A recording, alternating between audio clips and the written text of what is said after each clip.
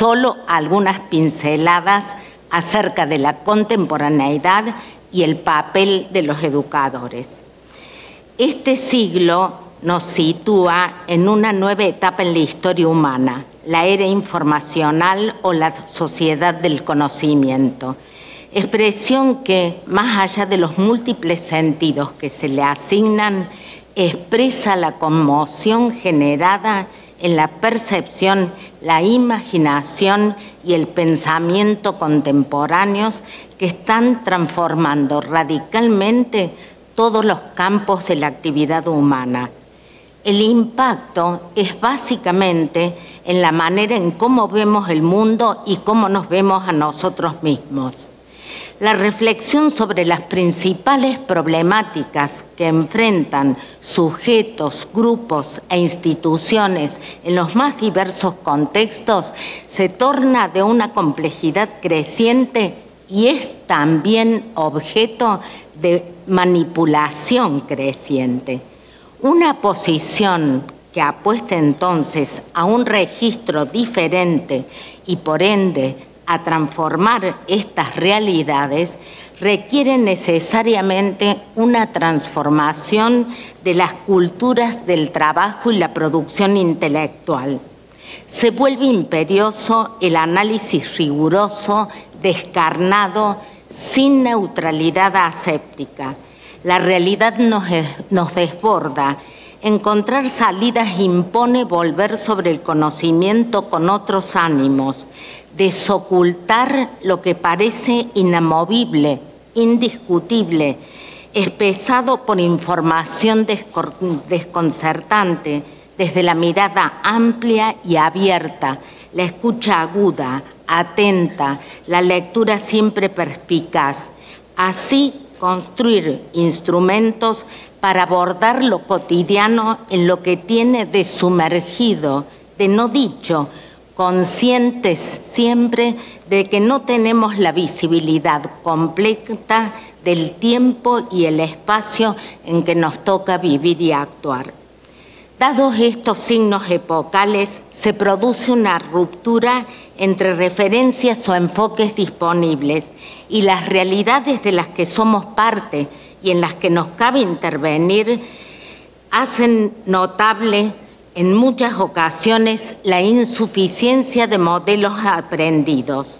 No obstante, paradojalmente, es justamente en estas bifurcaciones que recreamos matrices. La novedad, lo sorprendente, se torna útil porque permite reflexionar acerca de lo que damos por supuesto, acerca de lo obvio, lo naturalizado. Surgen perspectivas emergentes que proponen capturar la multidimensionalidad, la pluralidad, la fragmentación, las diferencias en diseños complejos, diseños con múltiples focos que conducen a un modo de pensamiento-acción que al desgajar las certezas gana siempre en nuevos y más ricos interrogantes. Muy breve.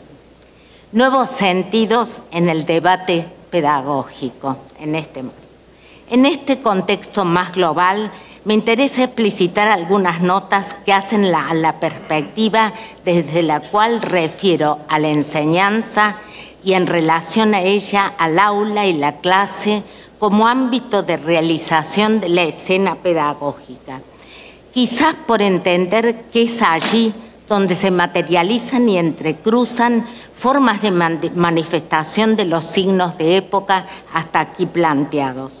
En el campo de lo educativo, instituciones y sujetos tienen historias y trayectorias diferentes, representaciones, percepciones, creencias y valores también diferentes.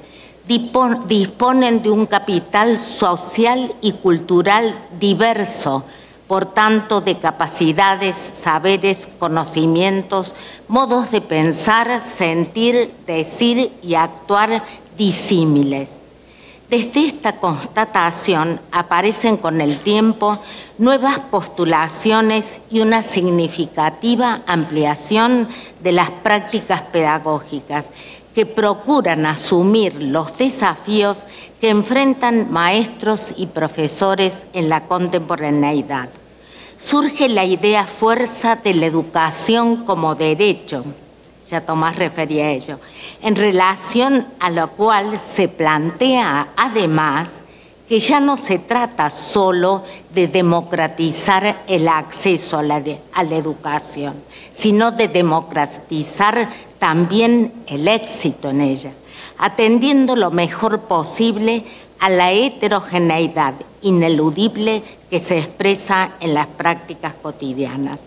Esto significa no limitarse a modelos asociados a un entorno social favorable o a una determinada historia personal. Se trata, por el contrario, de disminuir el efecto selectivo inevitable del monismo pedagógico, un cierto darwinismo educativo subyacente propio de los modelos de moldeamiento y fabricación, por utilizar las metáforas hoy más frecuentes, que ponen claramente en evidencia cuando hay un único medio de acceso al saber en el que solo los que reproducen sobreviven y tienen éxito.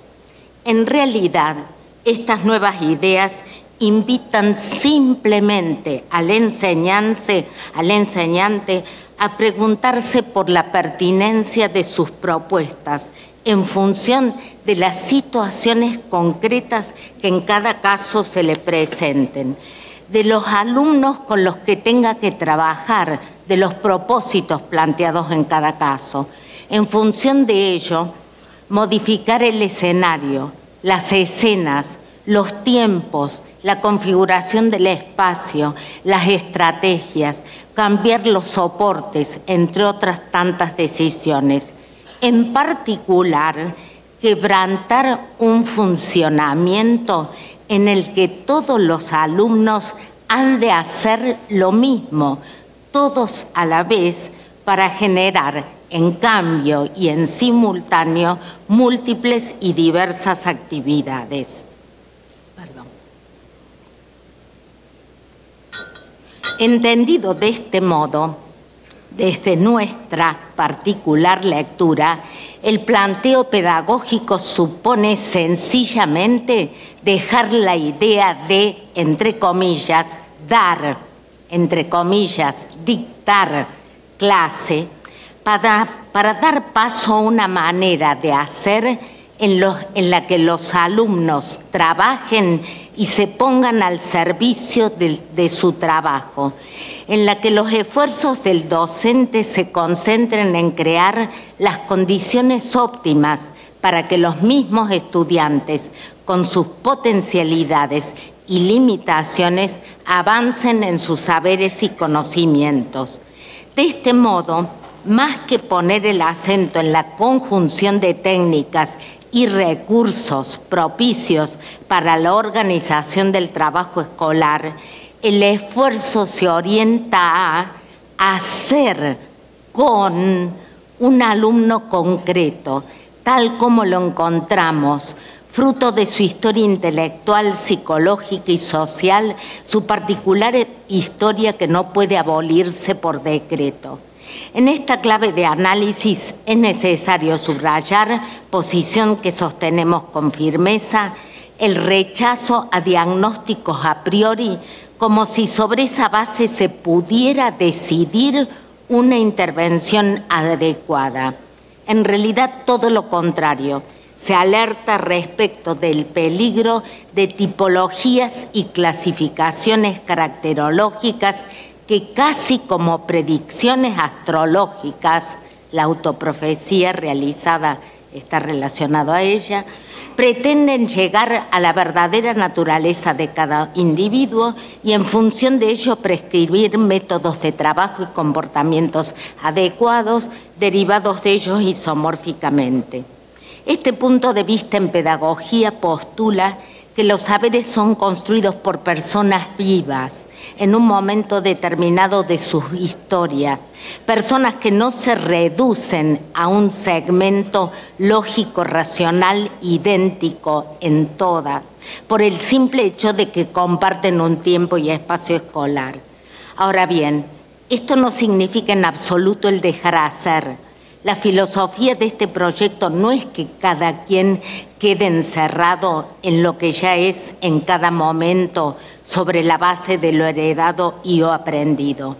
No se trata tampoco de gestionar tecnocráticamente las diferencias existentes. Muy por el contrario, es la aventura de lo posible, el descubrimiento de nuevas vías de exploración, la actualización permanente de saberes y capacidades en nuevas situaciones. Se puede alegar que esta pedagogía no es realista y que es muy difícil ponerla en práctica. Efectivamente, en algunos casos se encuentran razones para argumentar en este sentido y así mantener el inmovilismo. Eso sería olvidar que los mismos obstáculos impuestos por el sistema a los sujetos y a las instituciones, constituidos en motivos de reflexión, pueden dar lugar a intentos fecundos, a descubrimientos imprevistos. Así, en contra de toda programación tecnocrática, el núcleo de la empresa pedagógica se orienta a la constitución del sujeto. En un universo en que maestros y alumnos multiplican las ocasiones de poner en juego sus inteligencias, en plural, sus inteligencias, y adquirir nuevos saberes. Para ello, las enseñanzas debieran constituirse en escenarios donde sean factibles nuevos descubrimientos que abran en los sujetos la interrogación sobre sí mismos y a su vez reactiven el deseo de conocer. Esta perspectiva de entrada sitúa la cuestión del otro en su alteridad radical. Implica, por otra parte, inexorablemente restituir a maestros y a profesores una posición pública autorizada.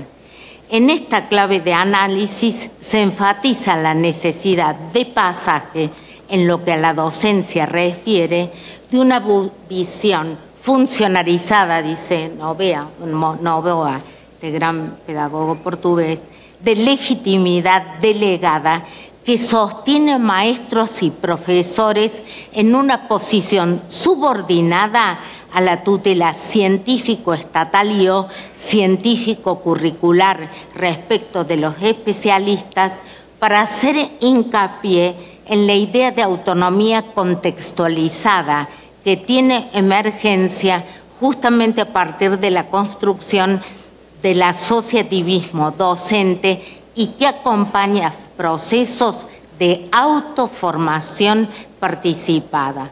Ello significa asumir un nuevo marco epistémico, una nueva cultura profesional que recupere el protagonismo de profesores en la construcción de conocimiento profesional docente. Solo desde ahí, desde una posición, salirse de un lugar de subordinación y asumir esta posición de autonomía. Concepción que recupera la faceta intelectual de maestros y profesores en lo relativo a su trabajo, en tanto enfatiza su necesaria capacidad. Esto para mí es fundamental. Su necesaria capacidad para qué decir, cuando cobra estatuto intelectual, cuando puede dar sentido a lo que hace, cuando tanto maestros como profesores pueden reconstruir la razón de ser de lo que hacen, pueden dar cuenta de ello, pueden argumentar en relación a ello. Para reconocer algo frecuentemente olvidado, otra cosa, dar sentido, dar razón a lo que hacen y por qué lo hacen, y además esto, lo olvidado, que no nos enseñaron suficientemente, es tomar conciencia de los efectos que nuestras intervenciones provocan en los otros. ¿Qué pasa con nuestra intervención en relación a los otros a quienes va dirigida. Perspectiva que reclama un desarrollo profesional como combinación de conocimientos fundados en teorías y prácticas que se utilizan en situaciones particulares, concretas, con posibilidad de ajuste flexible y creativo, por lo tanto que demandan siempre una adaptación situacional. Acá yo decía, sin pretensiones de completud, de omnicomprensión, podemos todo, tomando distancia de prefiguraciones ideales que dejan en el desamparo siempre manifestaciones de lo singular. Enfoque que reclama por parte de los docentes lo que diversos autores, y esto aparece mucho en el debate pedagógico actual, más ligado a la filosofía, como lucidez. En mi traducción significa, ¿qué es esto? Lucidez, maestros y profesores. Estar atentos, alertas, disponer de una sensibilidad teórica y metodológica, una posición de reflexibilidad permanente respecto de sus prácticas que le dé una mayor posibilidad de comprensión de sí, menos fugitiva, y a partir de una mayor comprensión de sí mismo, una mayor comprensión de los otros. Ello significa la puesta en tensión necesariamente de esquemas de acción, diríamos en el sentido piagetiano, o de hábitus, esa expresión que se popularizó tanto de Bourdieu, todo aquello que se fue inscribiendo en nuestros cuerpos y en nuestro lenguaje, ¿no es cierto?, y que aparece y se actualiza en la inmediatez. Y bueno, deconstruir eso, hacerlo consciente, es un trabajo de larga duración, incierto, frágil, un inmenso trabajo personal que además, entre otras cosas, tiene que hacer posible reconocer y tolerar las propias contradicciones.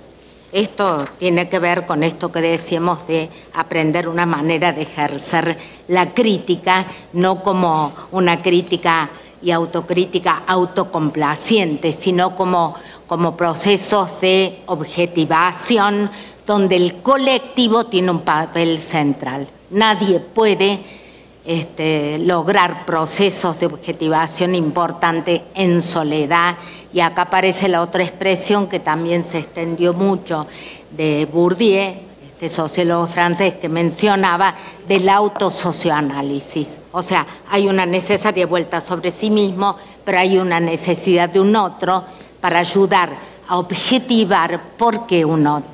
Porque la docencia es una práctica social, todos lo sabemos, de una fuerte implicación personal, donde hay un compromiso no solo cognitivo, sino afectivo social tan importante, ¿no es cierto?, que si no contamos con un otro, un referente autorizado que nos ayude a objetivar, no es para nada sencillo hacerlo.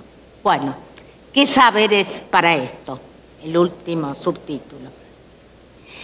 Estas postulaciones acerca del trabajo docente suponen asumir que no existen sistemas omnicomprensivos de pensamiento válidos para toda situación en los que todas las preguntas tengan respuesta. No hay diseño curricular, no hay formación inicial, no hay formación permanente que pueda cubrir todo. No se encuentran soluciones prefabricadas, repertorios que si uno los aplica garanticen el éxito, por lo que es fundamental robustecer la formación en teorías, enfoques y perspectivas que permitan comprender la complejidad de la realidad.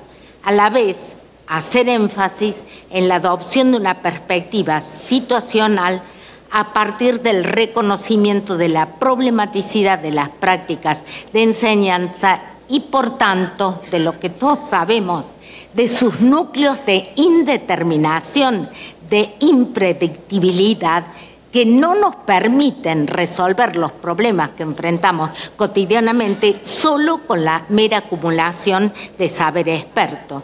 De ahí la urgencia de fortalecer en las propuestas de formación, junto a los estudios relativos a los objetos de enseñanza, a los sujetos, a los contextos, a los abordajes pedagógicos didácticos, también una inmersión en los problemas y debates más importantes de nuestro tiempo.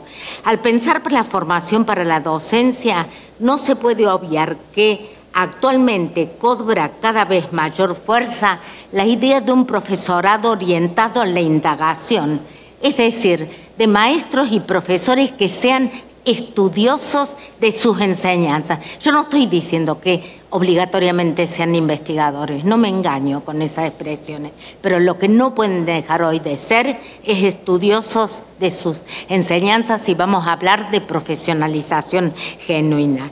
Esta postulación es parte de esta apuesta a la profesionalización genuina como una profesionalización ampliada que solo es posible desde la idea de maestros y profesores en autonomía y libertad como prerequisito para todo planteo de desarrollo profesional.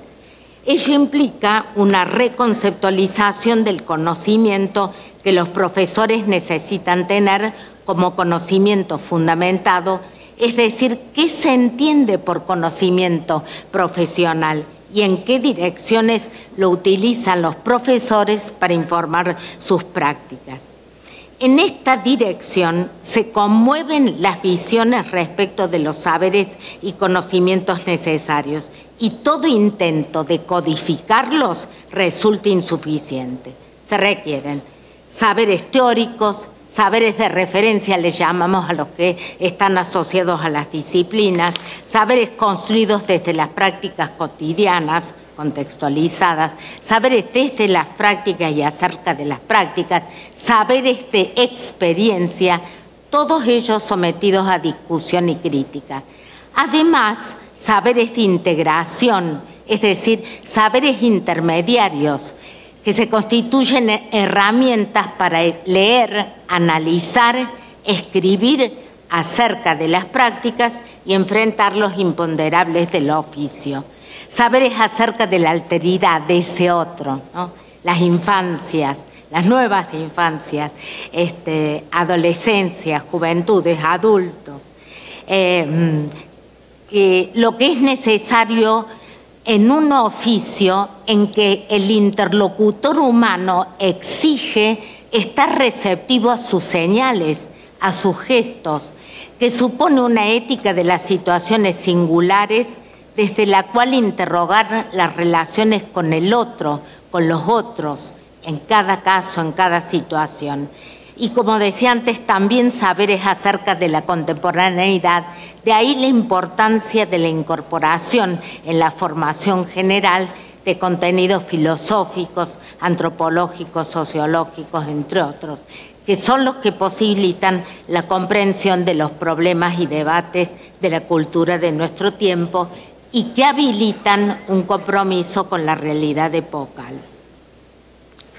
Por cierto que, además y en simultáneo, las propuestas de profesionalización de la docencia necesitan ser pensadas de cara a las nuevas realidades, en atención a contextos muy diversificados, entornos turbulentos y, en algunos casos, de grandes carencias y vulnerabilidad.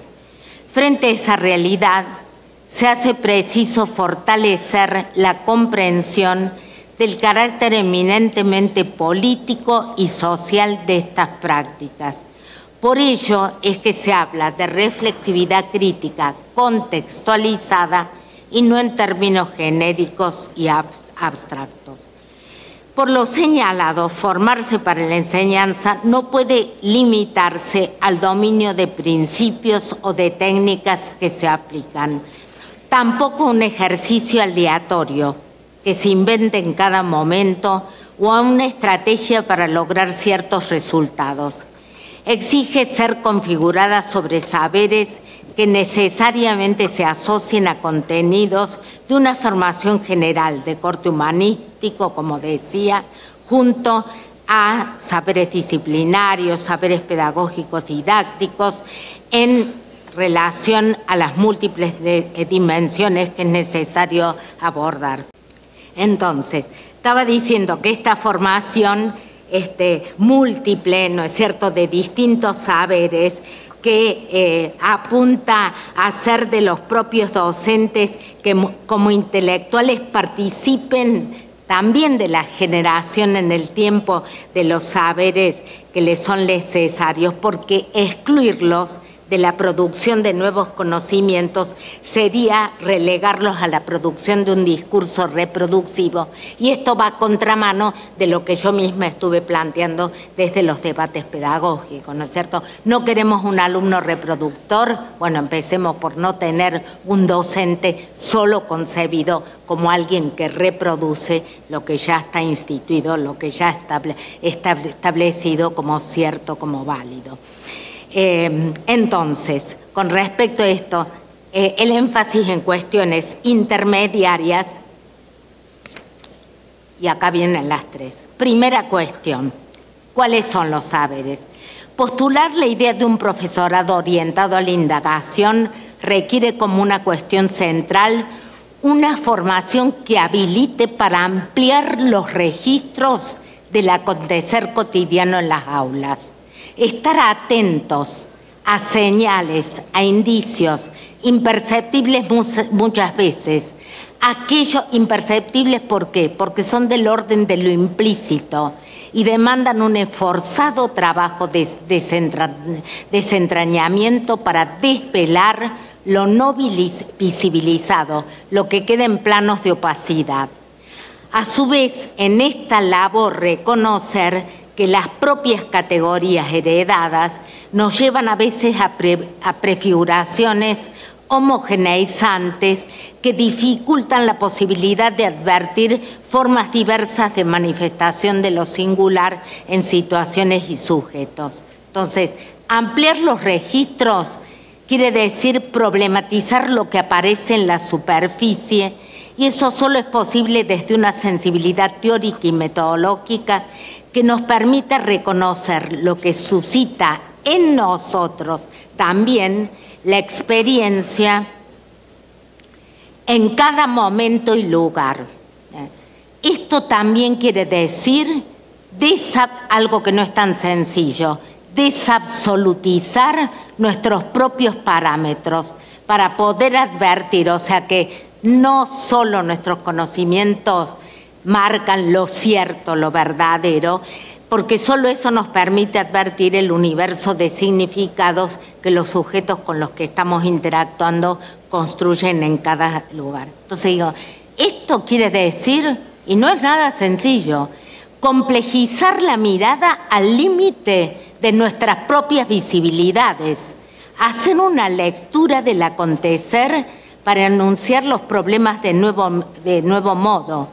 Esta ampliación de los registros que permite una mayor visibilidad exige desnaturalizar lo naturalizado, expresión que por repetida tantas veces en muchas ocasiones queda absolutamente vaciada de su densidad conceptual y su más profundo sentido. ¿Qué quiere decir? Es decir, eso que aparece tanto, se reitera tanto que ya es como la rutina, lo que todos los días se presenta, no le damos importancia, no le concedemos un papel central en nuestros registros. Esto implica una suerte de práctica de investigación crítica que hace necesario educar la mirada. A ver, ¿qué materia, qué disciplina, qué unidad curricular enseña esto? Esto tiene que estar presente en todas. Un maestro, un profesor necesita educar la mirada para este registro ampliado y aprender a estar atento a estos signos, señales de la inmediatez que le posibiliten identificar códigos, reconocer la emergencia de pistas de indagación de algunas cuestiones que están sucediendo para las que a veces no tiene respuesta y que no le facilitan la comprensión. Desplazar la propia mirada es un camino para miradas nuevas, es aumentar la distancia crítica. Implica, fíjense qué importante esto, porque cuando digo mirada, ¿no? por la marca que hemos tenido muchos en la formación. Una mirada de distinto tipo, como yo decía, abierta, implica una actitud que no juzga, que no lleva a un tribunal, el tribunal de la razón, que no interpreta ceñido una perspectiva determinada, que no evalúa contrastando con una previsión. Por eso no sé, muchos de los que están aquí sabrán. Me cambiaron la bocha, ahora dicen tiempo cumplido. Bueno, ahí no importa, tiempo cumplido, está muy bien.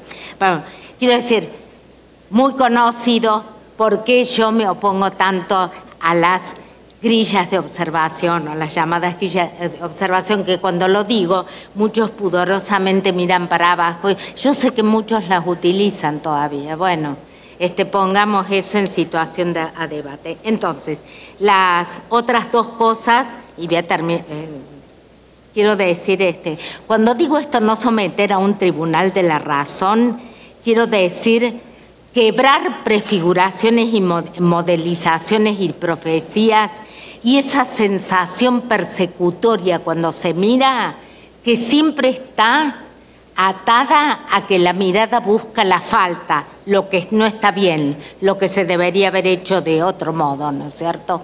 Que es una marca fuertísima que tenemos de los propios procesos de formación. Las otras dos cuestiones súper importantes son, una, el aprendizaje de la reconstrucción de experiencias. Reconstruir experiencias es una cosa como memoria de experiencia para que los docentes puedan producir acerca de sus propias prácticas. Es una cosa que se dice sencillo, pero no se logra tan sencillo.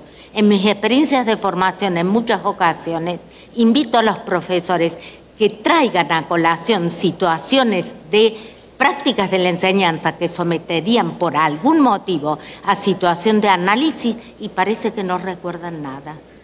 O sea, nosotros hablamos de profesionalización, hay una retórica de la profesionalización, pero a ver, uno podría decir, médicos, abogados, ¿sí? Hacen casuística. ¿De qué trabajan ellos?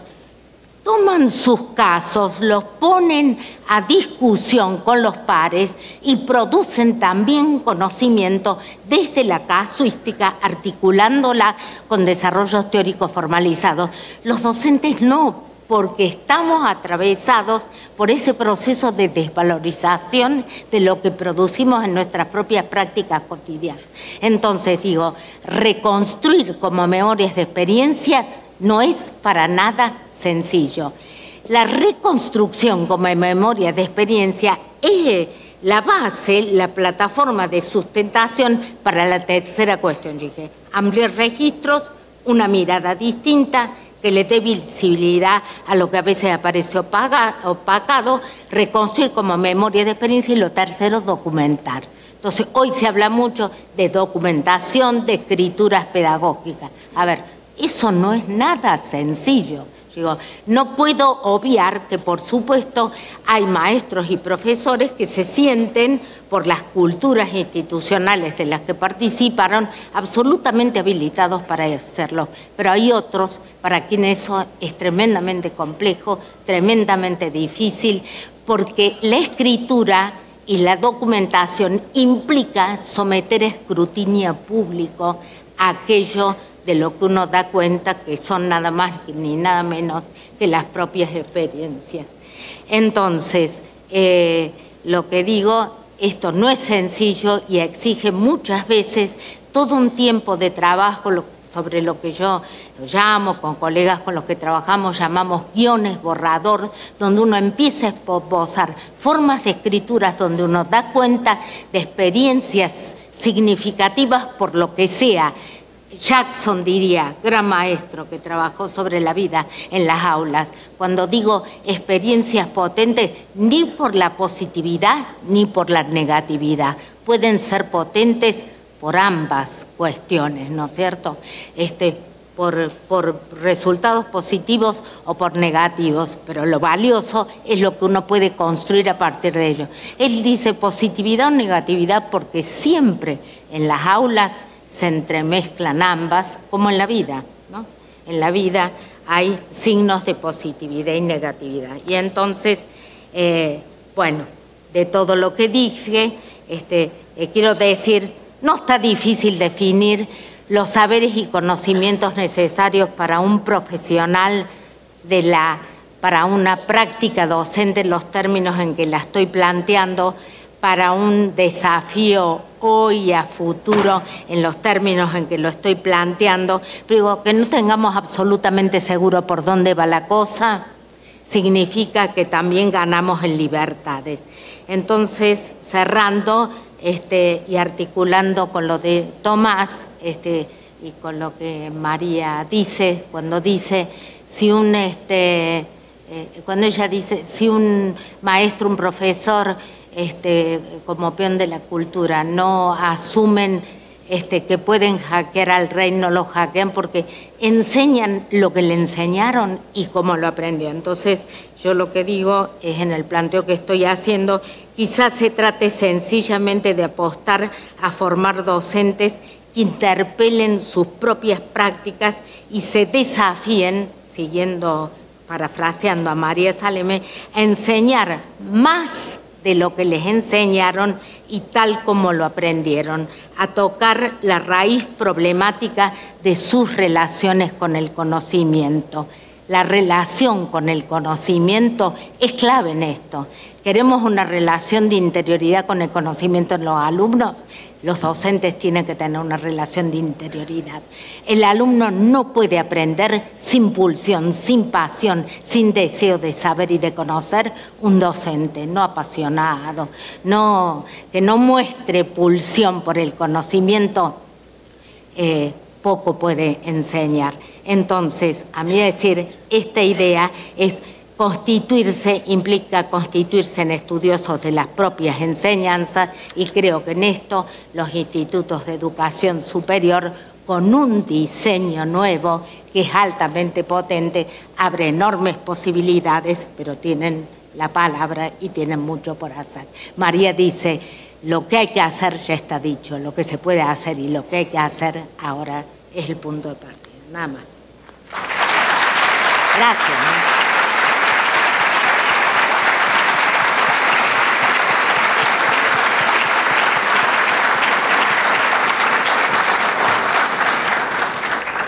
Las acomodadoras tienen micrófonos para aquellos que deseen formular alguna pregunta o algún intercambio.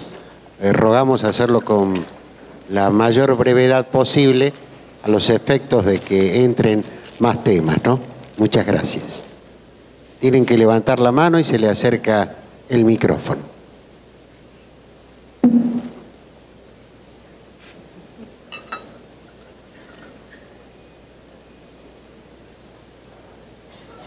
Al término de este intercambio vamos a tener una breve pausa de 15 minutos. ¿Alguien está pidiendo micrófono? Aquí adelante hay un señor que está pidiendo micrófono.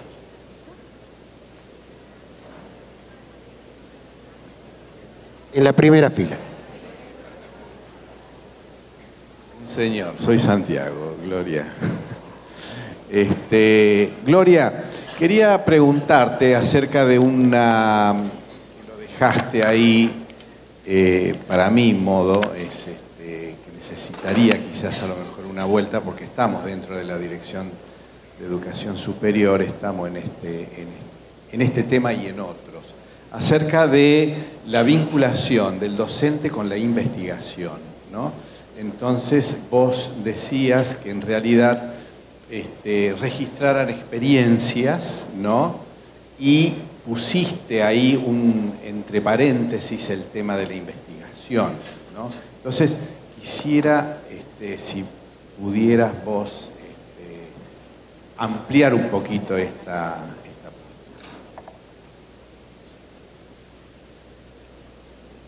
Es un tema controvertido.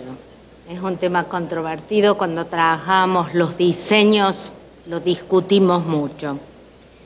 Yo creo que hay una cuestión central y que los nuevos diseños lo han resuelto perfectamente, que es romper la brecha que siempre existió entre docencia e investigación. Cuando uno está pensando en la formación de un maestro, un profesor, que sea capaz de producir conocimientos y no un mero reproductor, está abriendo el camino para la investigación, básicamente, ¿no es cierto? Ahora, en lo personal, no sé si el tiempo de la formación inicial abre posibilidad para formar a un investigador.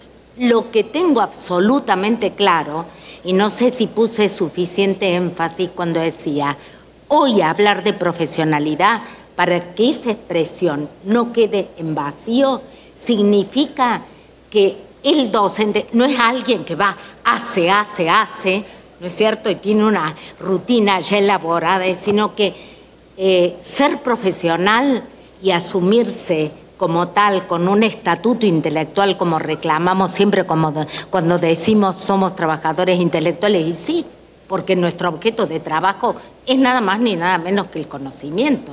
Pero entonces digo, ahí el tema es que los maestros y profesores tienen que aprender qué significa ser estudiosos de sus enseñanzas. Y eso significa, ¿no es cierto?, que yo no me ato... hay una expresión de Flavia Terigi que es muy, muy interesante, dice, al docente se lo concibió, uno puede decir entre comillas tradicionalmente, pero eso sigue vigente, como alguien, ella tiene una expresión que me encanta, dice, el que reduce la escala de currículum. ¿Qué quiere decir reduce la escala del currículum? Porque recibe un diseño nacional, jurisdiccional, luego proyectos curriculares específicos de la institución, ¿y qué le toca a él? Hacerse cargo de la cuestión puntual, de sus enseñanzas. Eso es reducir la escala del currículum. Si yo estoy pensando en otro sentido, en un docente que está munido de qué intencionalidades se están jugando en cada caso y no reduzco su potencial de acción solo al tiempo y espacio concreto que él tiene en el microespacio del aula con un grupo de alumnos, tengo que pensar en alguien, yo decía, que sea capaz de argumentar, de dar razón al qué, al cómo, al por qué, al para qué de aquello que enseña, ¿no es cierto? Y para eso tiene que tener de una parte la misma posición que un investigador. Las herramientas, cuando yo digo, tienen que ampliar un registro, tiene que ser un observador. Yo sé, no tendrá un observador al lado que haga un registro exhaustivo denso, como nos enseñan en las instituciones formadoras, pero tiene que tener la posibilidad de un registro lo más amplio y profundo de lo que acontece en su aula, porque si no, pierde. Si no puede ver lo que pasa en la interactividad en el aula, el maestro pierde. Entonces, formarse esto en la mirada, en registros, que son registros observacionales en sentido amplio, interactuar con otros, manejar herramientas como entrevistas, analizar documentos y demás. Los instrumentos que un maestro, un profesor utilizan cuando yo digo tienen que ser estudiosos de sus enseñanzas son los mismos que utiliza alguien que hace investigación en el campo de la enseñanza, sea en didáctica general, en didácticas específicas. Hay una diferencia. En la enseñanza uno apuesta a la mejora en el corto plazo, ¿no?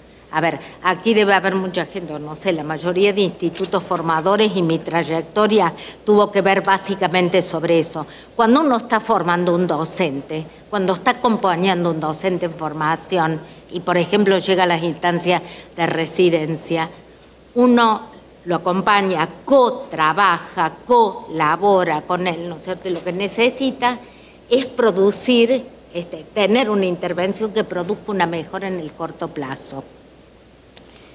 En el corto plazo, uno no suspende la intervención como ocurre en la investigación.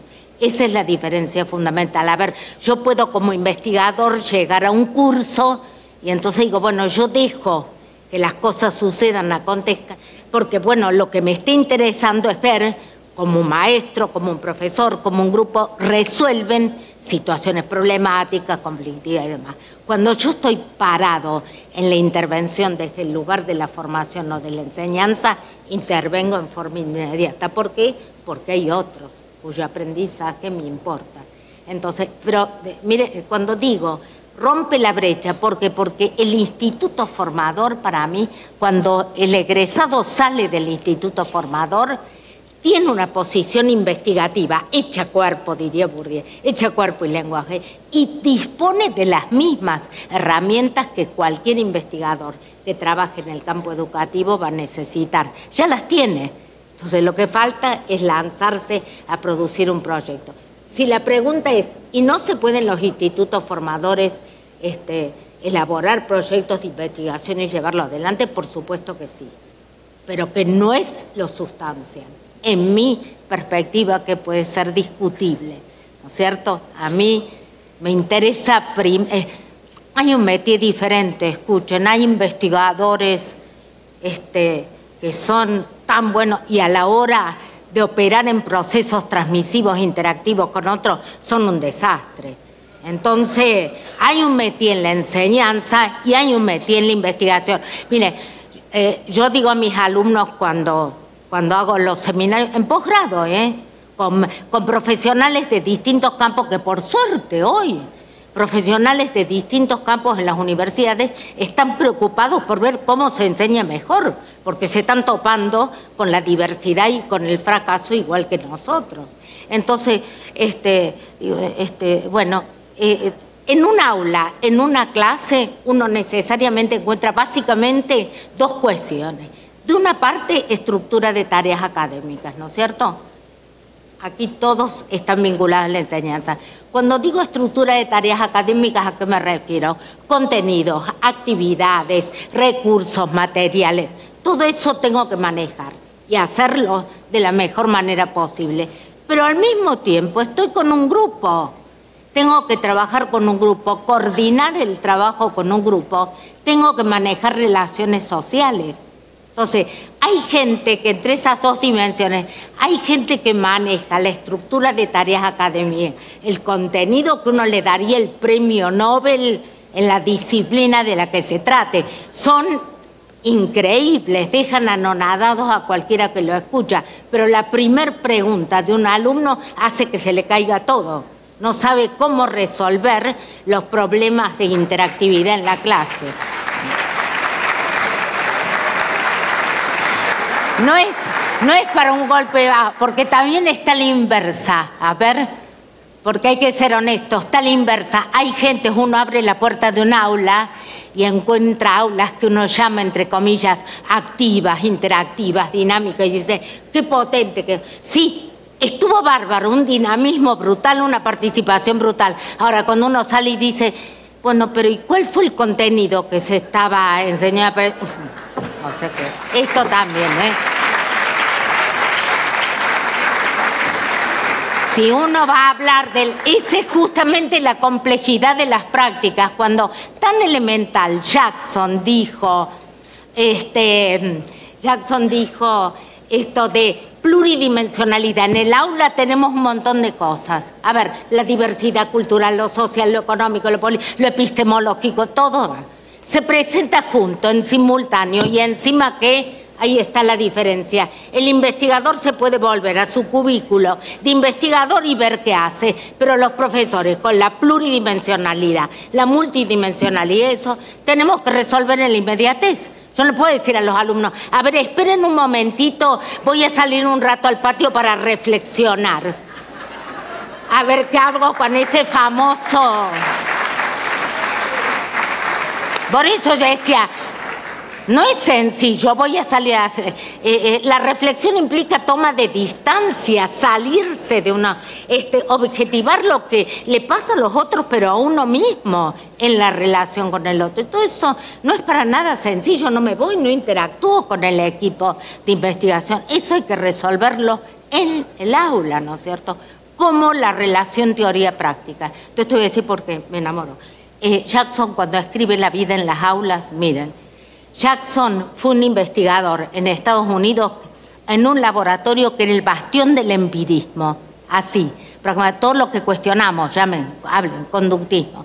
Entonces él dice que siempre se iba con un montón de material empírico fruto de las observaciones de clase que realizaban, ¿no? Que había una cosa buena, él en determinado momento, eso sería lo que él dice, la negatividad. Estaba lleno de materiales y no sabía qué hacer con eso. Lo bueno es que siempre tenía deseo de volver a las aulas. Algo lo motorizaba para volver a... Entonces, una anécdota que por ahí repito, él dice, entre tantos ejemplos que pone, él dice, por ejemplo, uno va a las aulas y hay un signo en la inmediatez que aparece pronto. Cuando un maestro hace una pregunta, los alumnos cuando convoca a que los alumnos participen, los alumnos que hacen levantan la mano, ¿no es cierto? En general se levanta la mano para participar, o yo maestro, yo profesor, bueno, o sea, o levantan la mano o hay algo equivalente.